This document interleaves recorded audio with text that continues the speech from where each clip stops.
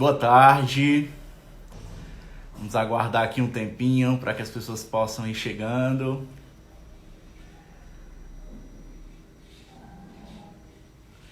Boa tarde, Javan. Boa tarde, Ana. Hélia. Estamos iniciando mais um Insight FVJ. Mariana Crudelli, a Brenda, Stephanie, nossa convidada de hoje. E o Insight, né, para quem já vem acompanhando, boa tarde, Sulamara, é um projeto do curso de Psicologia da FVJ, no qual nós estamos discutindo, né, conversando aí sobre as diferentes áreas de atuação da psicologia.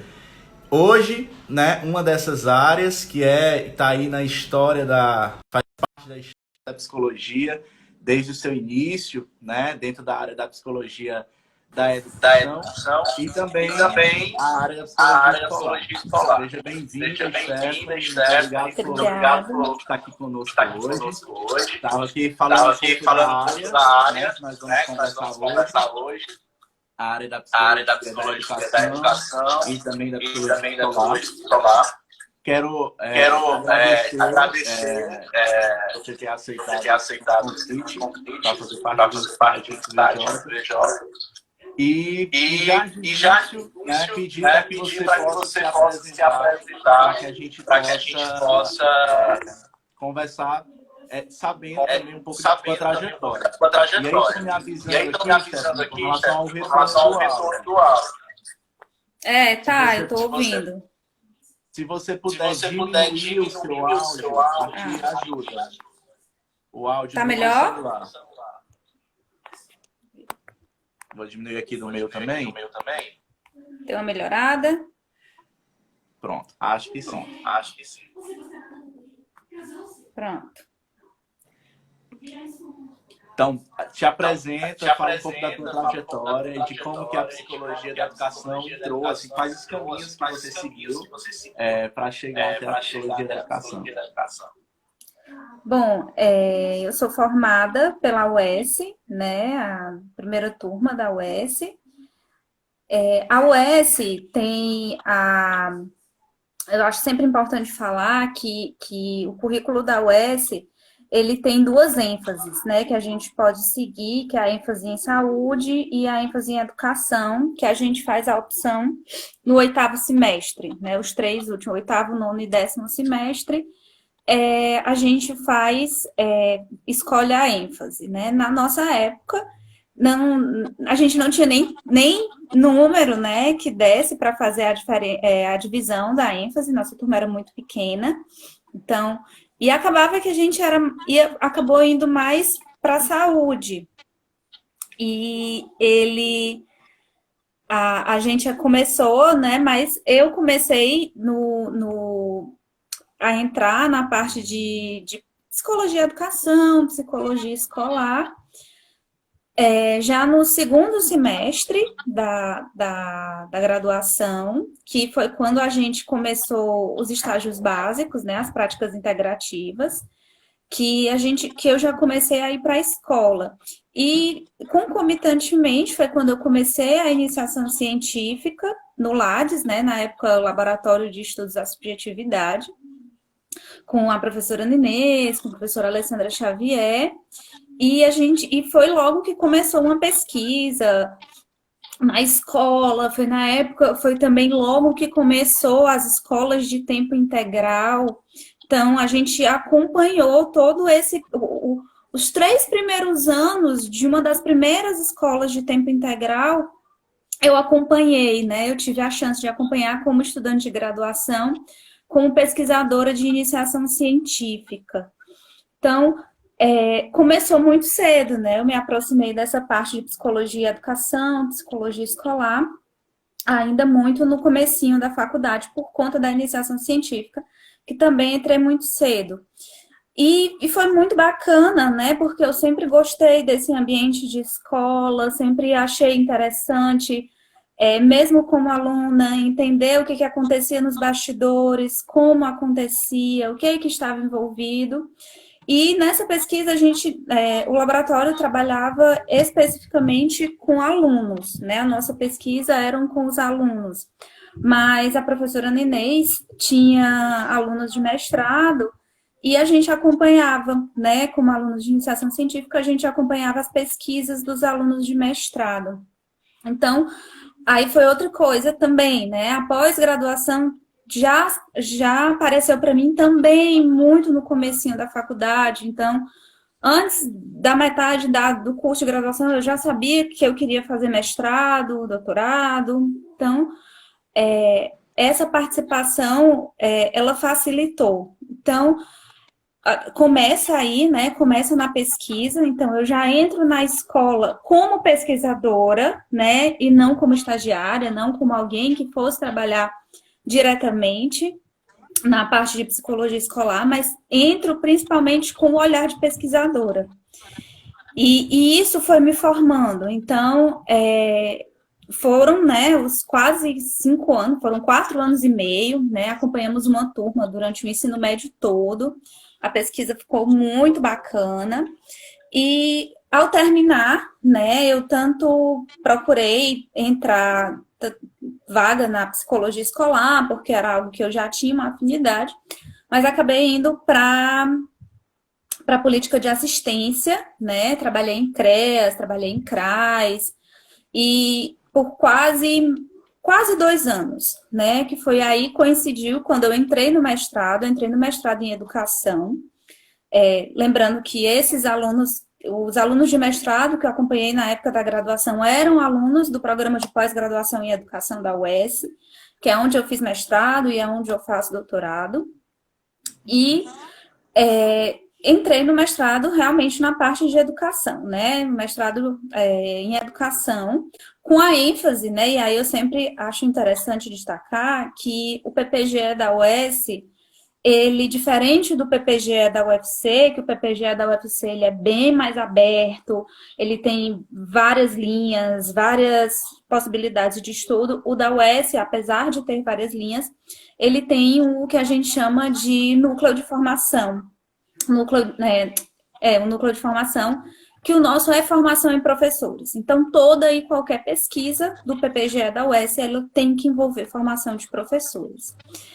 Que para mim também foi ótimo, porque era algo que eu também gostava, né? Que realmente era o que eu mais gostava, né? Essa parte de acompanhar os professores, de saber como é e de saber quais os suportes que eram possíveis. E aí, no meu primeiro ano de mestrado, eu também trabalhei durante um ano, mais ou menos 1 ano e 2 meses, como psicóloga escolar em uma escola particular aqui em Fortaleza, né? Eu trabalhava 2 dias na semana, ficava o dia inteiro, né? 2 dias eu ficava o dia inteiro, era uma escola de médio porte, só tinha do infantil até o final do Fundamental 2, mas já era um grande desafio, porque ao todo era uma escola de mais ou menos, devia ter, juntando as turmas de manhã e tarde, algo em torno de 1.000 alunos, talvez, né? Juntando de infantil até o 9º ano,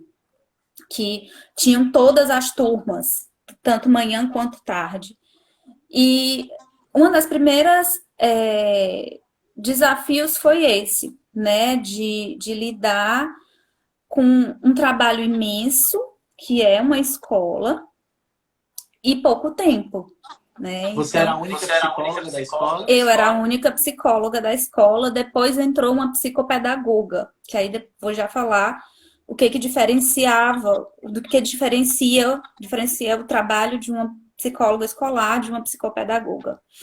Então, a primeira coisa, né, é que, assim, a psicologia escolar, muitas vezes, principalmente quem é da nossa geração, né, que teve um contato com a psicologia escolar, geralmente lembra de uma psicóloga escolar que ficava na sala da psicóloga, que você ia quando você queria fazer um plano de estudo, ou quando você era 3º ano e aplicar e fazia algum teste vocacional, né? Então, era o contato que, assim, que nós, como alunos, tivemos, né, na época que a gente era alunos. E aí depois eu comecei a ver que não, a psicologia escolar, ela não é só isso. Na verdade, isso é o mínimo do mínimo do mínimo, né? Então, a psicologia escolar, ela se faz, né? E aí eu vou usar um termo que ela é muito mais da educação do que da psicologia escolar, mas que cabe muito bem, né? A psicologia escolar, ela se faz no chão da escola. Então, o psicólogo escolar, ele não tem uma, assim, ele deve ter a sala com toda aquela questão que a gente sabe de resguardo, de confidencialidade, né?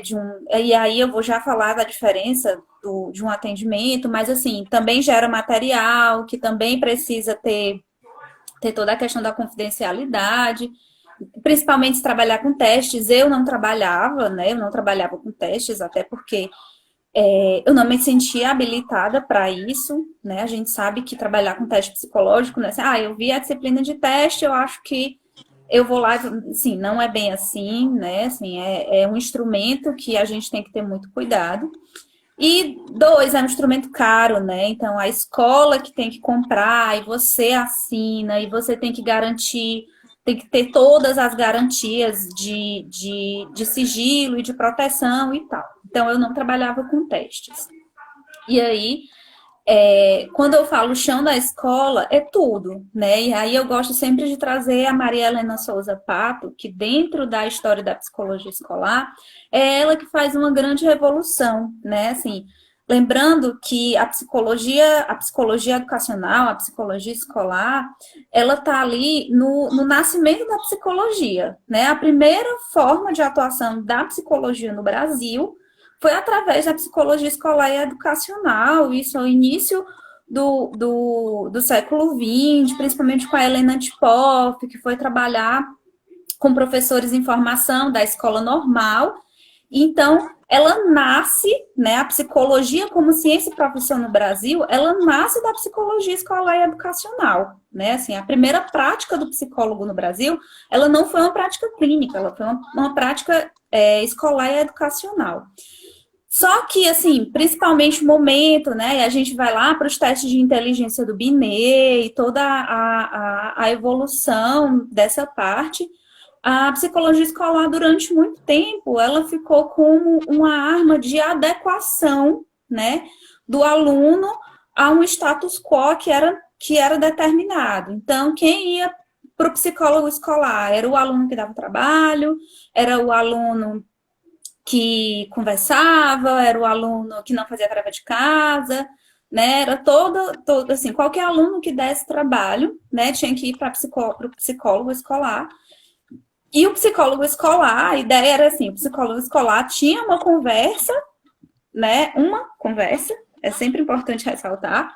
E depois disso, era como se a gente tivesse uma varinha mágica e devolvesse o aluno consertado para dentro da sala de aula. E não é bem assim. Então, quando a gente começa a atuar numa escola, principalmente quando é uma escola que nunca teve psicólogo, não foi o caso da escola particular que eu trabalhei, porque era uma escola que já tinha tido várias psicólogas escolares e psicólogas muito boas, né? Colegas extremamente eficientes que realmente levavam a psicologia escolar muito a sério. Então, nesse primeiro, então, eu já tive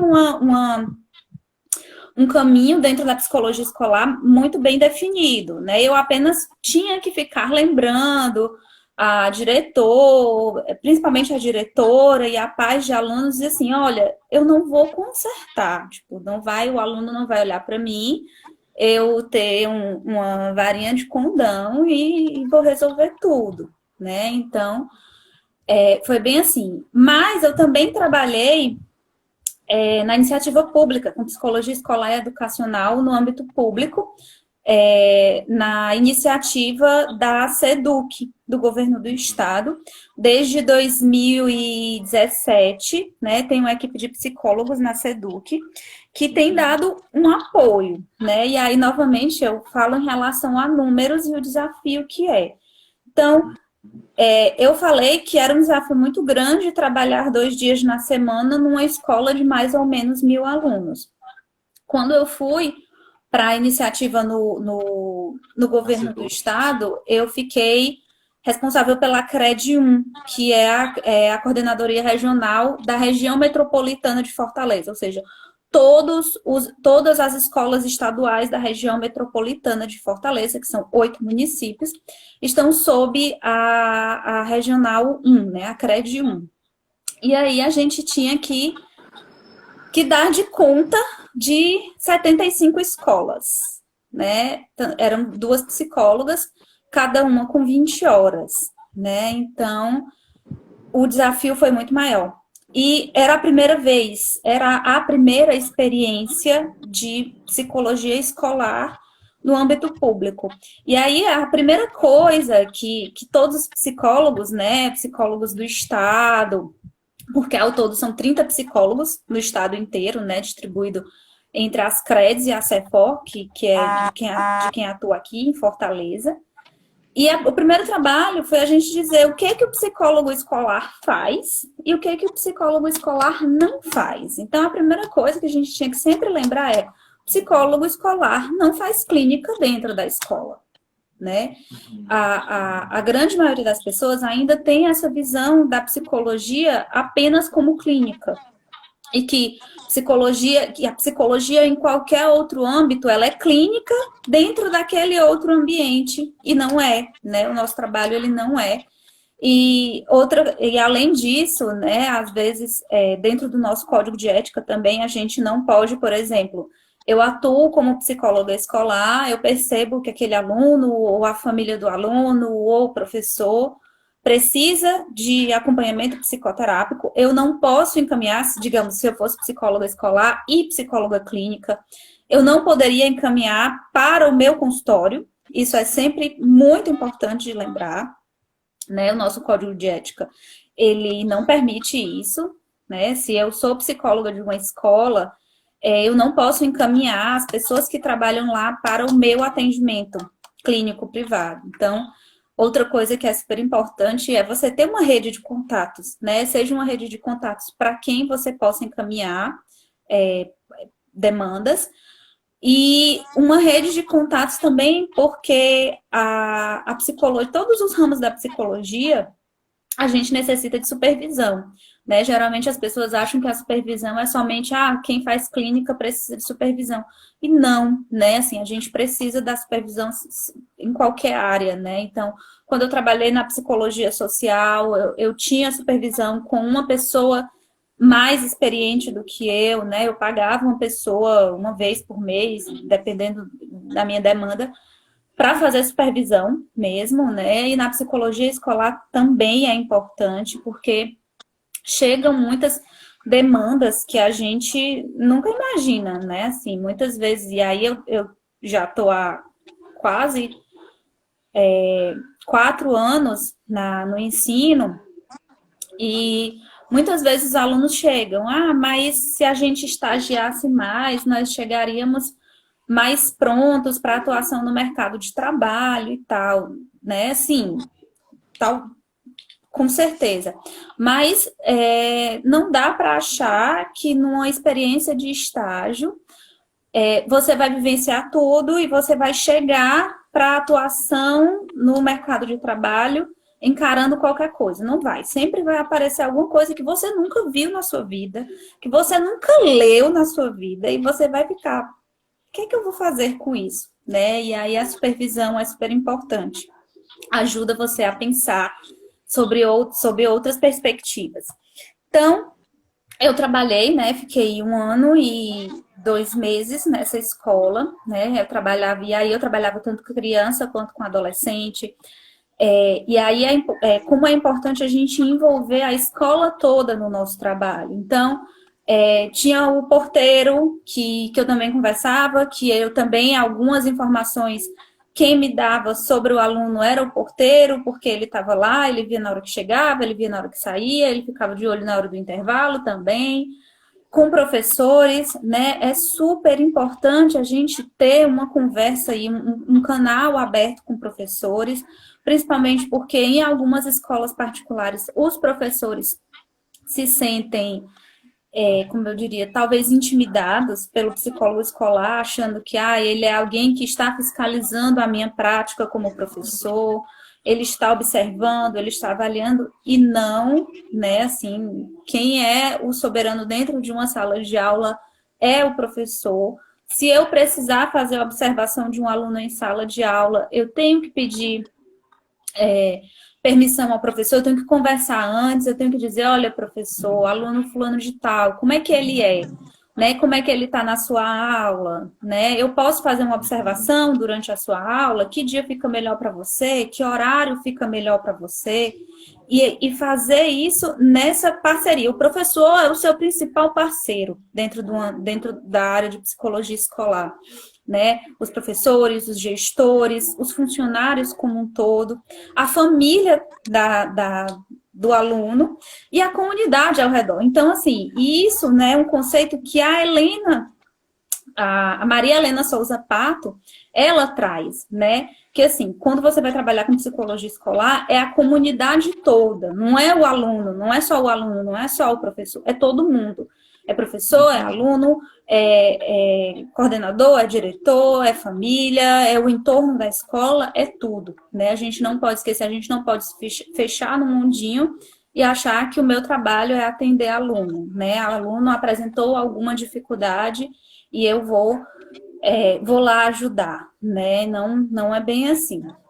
E aí, só para fazer a diferença, de que quando tu perguntou, né, se eu era sozinha, e eu falei que tinha uma psicopedagoga, é uma questão em relação a dificuldades de aprendizagem e transtornos de aprendizagem, né? Então, assim, dificuldade de aprendizagem, todo mundo teve ou terá, né, em algum âmbito, em alguma perspectiva, alguma coisa, e aí pode ser alguma coisa em relação à matéria mesmo, que você tem dificuldade, pode ser relação com o professor, e aí o psicólogo escolar, ele entra, né, ele pode auxiliar essa dificuldade de aprendizagem quando ele ou ela vai trabalhar, né, vai identificar essa dificuldade de aprendizagem. Onde está essa dificuldade de aprendizagem? Então é na relação professor-aluno, então eu posso fazer uma intervenção nessa relação e tentar ajudar esse aluno e esse professor e potencializar essa aprendizagem.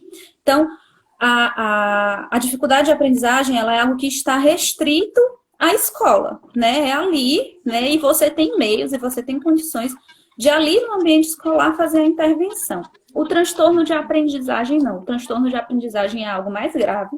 É algo que não é o psicólogo escolar que faz o diagnóstico, né? O transtorno de aprendizagem, ele geralmente é diagnosticado através de todo um conjunto de profissionais, geralmente neurocientista, neuropsicólogo, neuropediatra, aí envolve o psicólogo clínico, né? Toda uma equipe que pode fechar esse diagnóstico, né? Isso não é feito na escola. A escola pode contribuir, mas isso não é feito na escola. E aí é onde pode entrar o psicopedagogo, né? Então, para a gente pensar em alguns transtornos de aprendizagem, a dislalia, a descalculia, a dislexia, né? Entre outras dificuldades, né? Entre outros transtornos.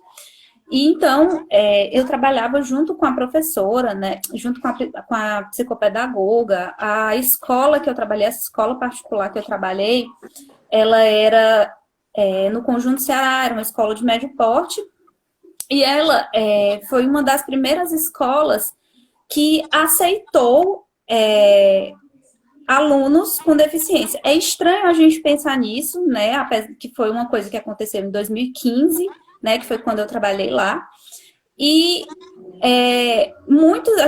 de um ano para o outro, a escola se viu com 5 alunos com diagnóstico de TEA, né, transtorno do espectro autista. Por quê? Porque outras escolas da região não aceitavam, né, que a gente sabe que isso é crime, que, né, por lei isso não pode acontecer. Mas a escola aceitou, e aí a primeira coisa, né, os professores ficaram desesperados, meu Deus, vamos ter alunos com transtorno do espectro autista, como é que vai ser, o que a gente pode fazer? Primeira coisa, eu organizei um grupo de, né, assim, foi a psicóloga que trabalhou antes comigo, eu dei continuidade. um grupo de estudos sobre TEA e sobre práticas pedagógicas. E aí foi que na época eu já estava. A Rebeca fez uma pergunta acho que cabe nessa tua resposta, né? Ela pergunta como que seria então a atuação de psicólogo escolar junto com os docentes, né? E eu acho que isso é um dos exemplos, né? Não. É porque alguém tem assim, a psicologia escolar tem certa ligação com a organizacional nesse aspecto? Não, né? A psicologia escolar é uma coisa, a psicologia organizacional é outra, né? Então, era sempre uma das coisas que a gente pode intervir em termos de clima de trabalho, né? Até porque uma má relação entre professores e gestores, entre os próprios professores, isso compromete o processo de educação, então a gente intervém, né? Faz o que é possível, mas eu acredito, eu sou uma das pessoas que defendem que deveria ter psicólogo organizacional também dentro das escolas, para atentar principalmente para isso, porque assim, é como se eu tivesse de dar conta de duas coisas, né? Então, a gente trabalha com os professores, né? A questão de relações, principalmente, né? Porque onde tem gente, tem problema de relação, tem problema de comunicação. E na escola isso pode significar algum problema, né? No trabalho, no processo de ensino e aprendizagem. E a gente tem que ir fazendo as intervenções. Então, por exemplo, todos começo de semestre tem a semana pedagógica, né, que é quando os professores se juntam, geralmente uma semana antes de retomarem as aulas, a escola, a instituição de ensino, ela faz uma semana pedagógica. E a gente tinha, sim, a psicologia escolar, ela sempre tem um momento com os professores nessa semana pedagógica. E aí, eu sempre, né, a coordenadora pedia que eu falasse sobre algum tema, então, várias vezes foi sobre transtornos e dificuldades de aprendizagem, foi sobre transtorno do espectro autista, né, foi sobre práticas pedagógicas, e aí, como eu estava falando, que nessa perspectiva de práticas pedagógicas, o que me auxiliou foi muito mais a minha formação na pós-graduação, no mestrado, porque eu não vi isso, né? Quando você trabalha com psicologia escolar, você vai trabalhar com, assim, não entra nessa parte, né, de didática, né, dessas práticas pedagógicas. Então, no meu caso, quem me auxiliou isso mais foi a formação da pós-graduação, porque por ser uma pós-graduação em educação, então eu tive disciplinas de didática, eu tive disciplinas de planejamento, eu tive disciplinas de discussão de teorias educacionais, de práticas pedagógicas, então eu pude levar isso para a minha prática, mas foi algo que veio dessa formação que ela não está dentro da psicologia, né? Ela está dentro da educação. Então, eu fazia isso com os professores e sempre um segundo momento era eu deixava uma caixa e pedia que eles colocassem, né, sugestões para o nosso encontro. E aí, sim, geralmente, quase todas as vezes, a grande maioria das solicitações era para trabalhar relações, né, trabalhar as relações dos professores. E aí, dentro do que me era possível, eu tentava trabalhar nessa perspectiva de facilitar conversas, de facilitar várias questões que pudesse melhorar as relações dentro da escola, dentro do corpo docente. Outra coisa, né, é muito comum também o professor chegar para a gente e dizer, olha, eu estou passando por um problema, lembrando que, né, a classe dos professores é uma classe que ela é muito, como é que eu posso dizer? Ela é muito sensível à questão de esgotamento, de desenvolvimento de estresse, de desenvolvimento de vários problemas de saúde mental em decorrência da profissão, né? Então, eu trabalhei na especialização, que eu fiz a especialização em saúde mental, o meu TCC foi sobre saúde mental dos professores.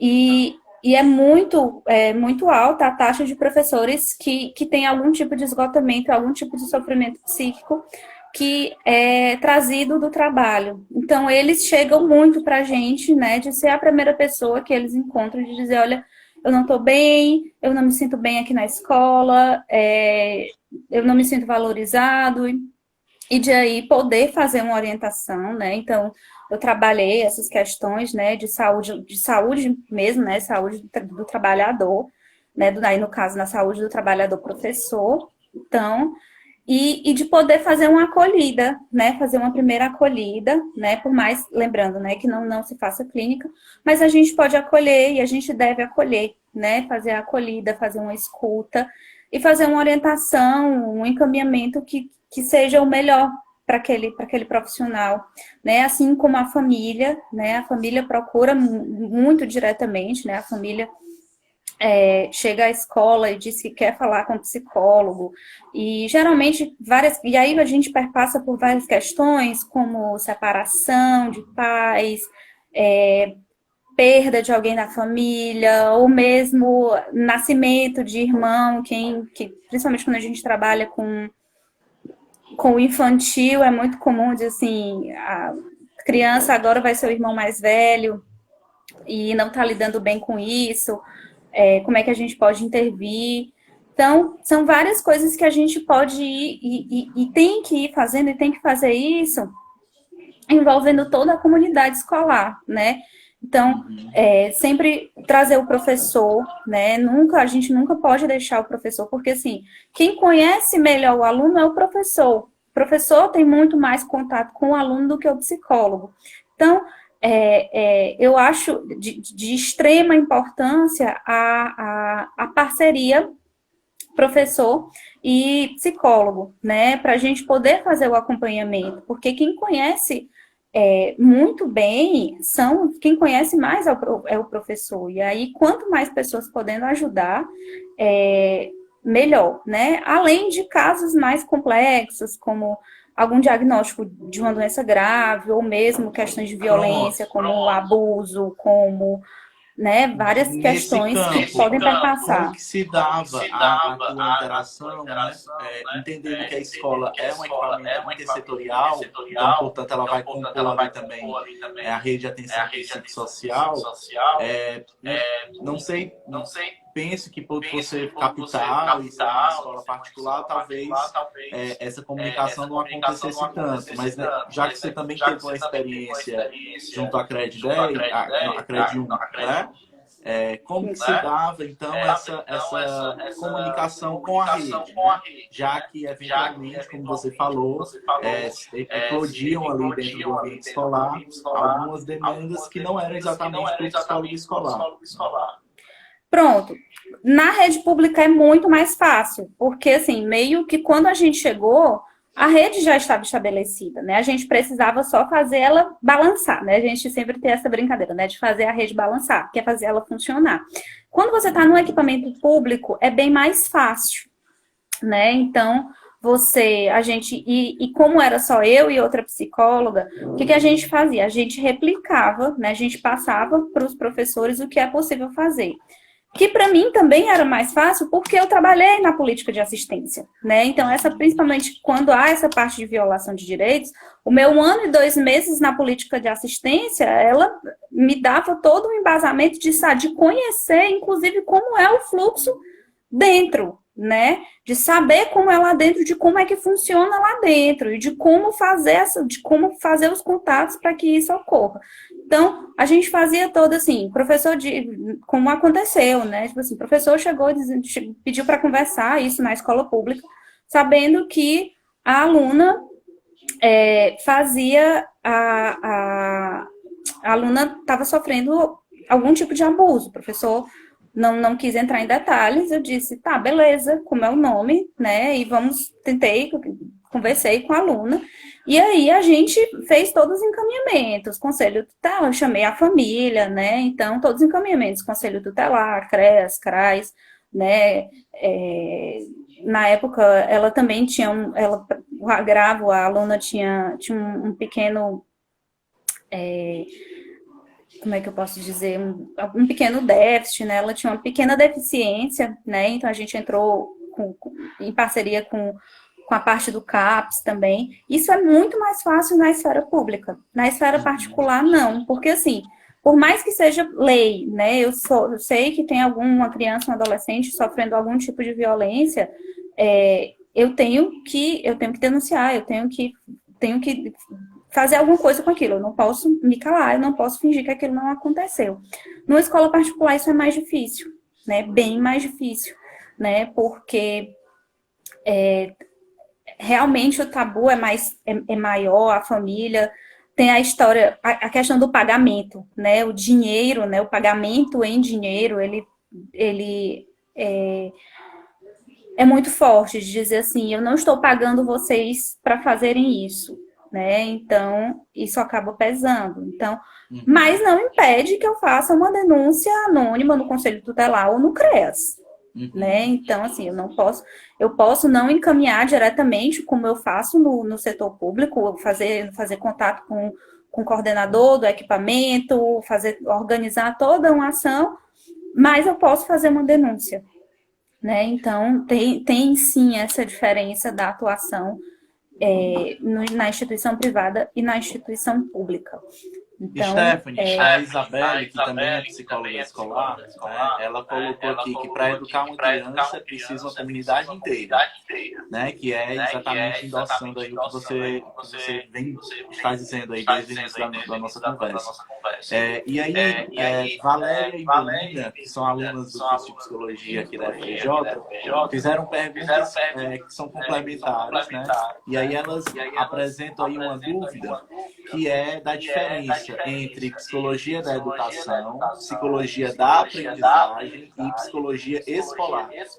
E aí eu imagino que vai ser bem mais complexo traçar essa resposta. A gente tem pouquinho tempo, então tenta aí de maneira sucinta fazer, né, de maneira geral, a diferença entre a psicologia da educação, a psicologia escolar e a psicologia da aprendizagem. Eu vou começar pela psicologia escolar e educacional, porque, inclusive, isso é uma briga, né? Assim, alguns psicólogos consideram como diferentes, alguns psicólogos consideram como a mesma coisa. Então, por exemplo, Maria Helena Souza Pato.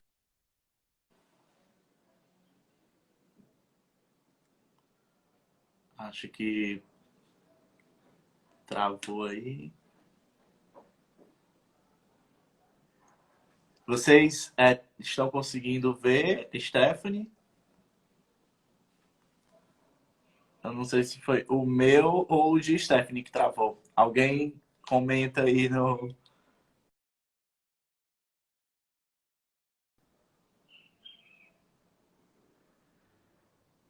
Retorna, Stephanie.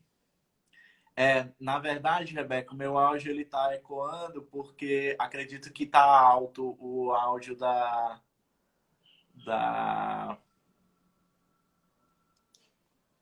Estão me vendo agora?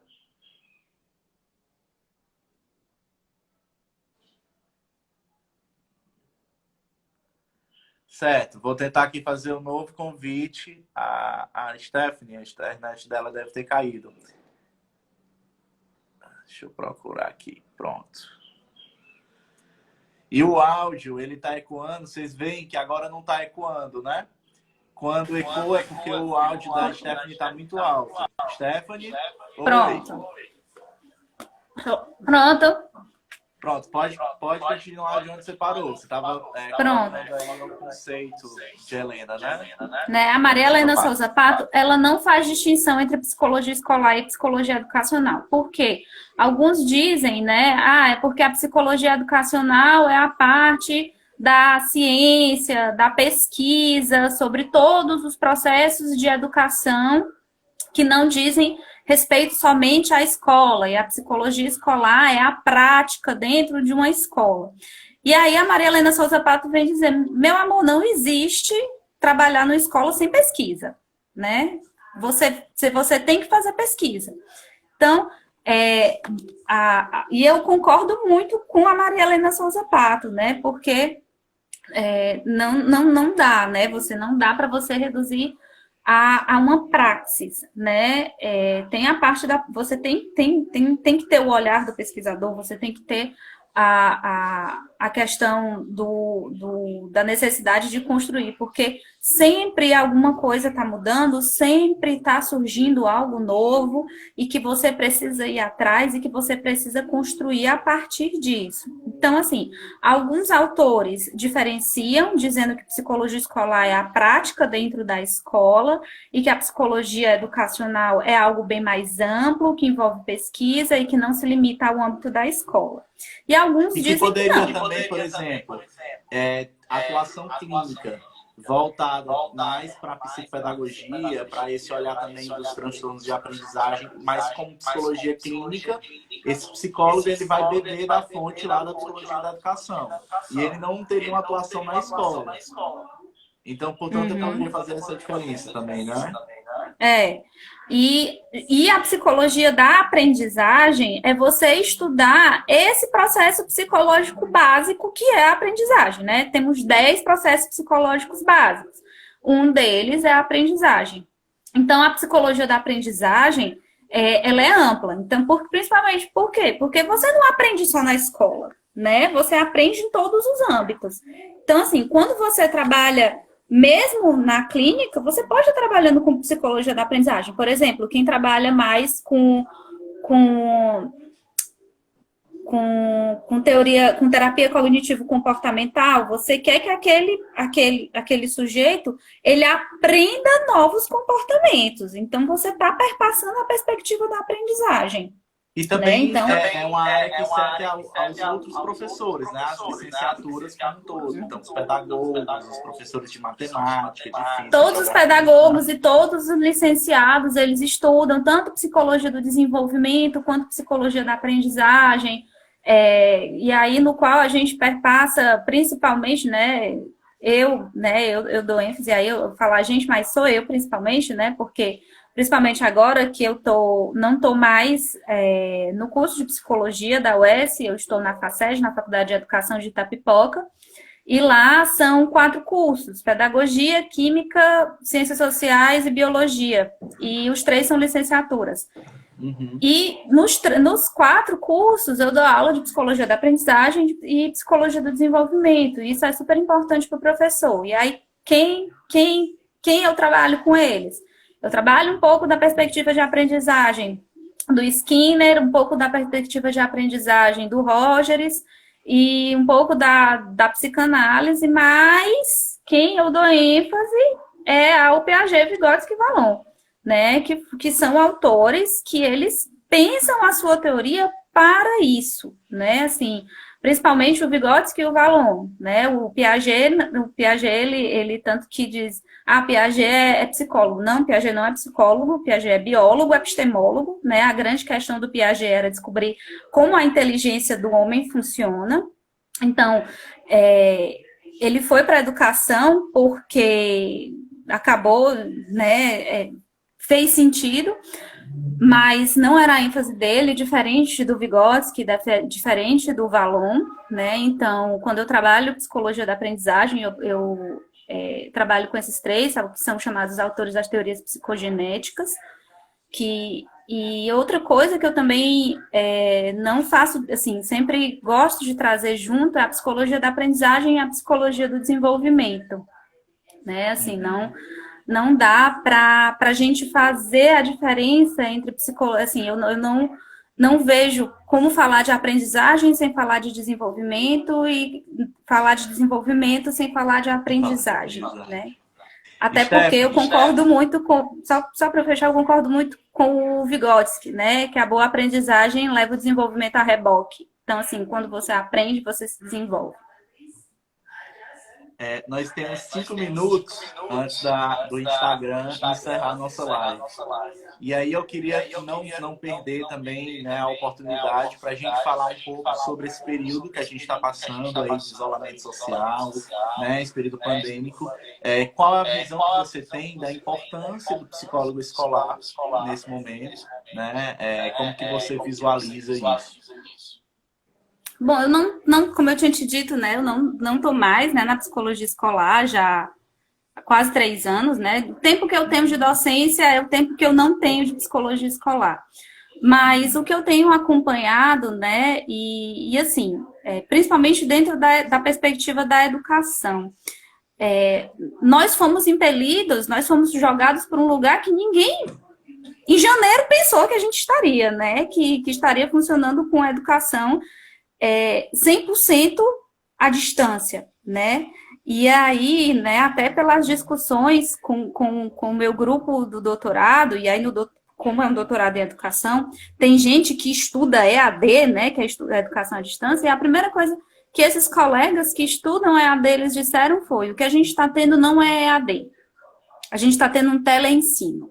E qual a diferença, né? E aí são palavras dos colegas, né? E não sou eu, até porque não tenho estudo sobre isso.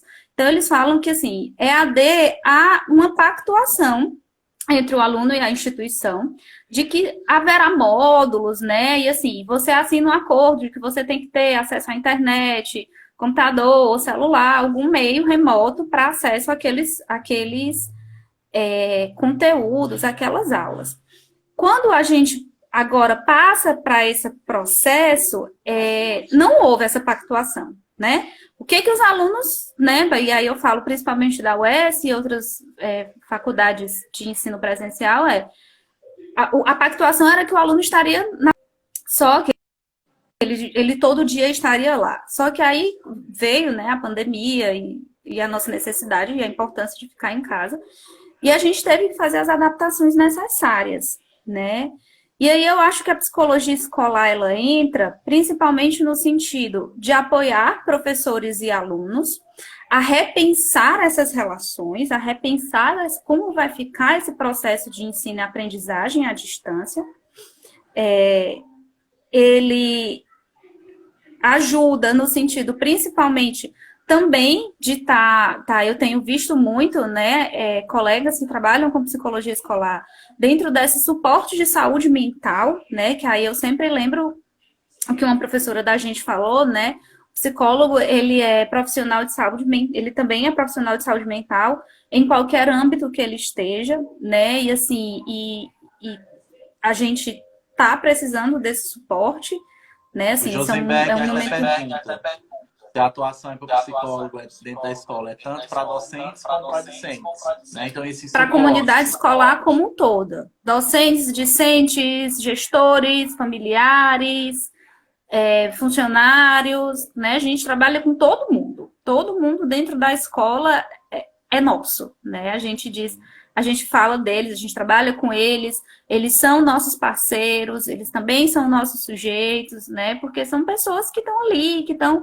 e de alguma forma estão estão perpassando aquele processo de ensino-aprendizagem dentro daquela instituição, né? Tem, por exemplo, tem aluno que quem sabe mais do aluno é o zelador, porque ele passa todas as aulas no corredor e quando ele está no corredor ele fica conversando com o zelador e quem sabe da vida daquele aluno todinho é o zelador, né? E aí eu vou lá, vou falar com o zelador. E aí, o fulano, o que ele conversa? Tu sabe que horas ele sai mais, qual professor, né? Então, assim, todo mundo da comunidade escolar é nosso, é do psicólogo escolar.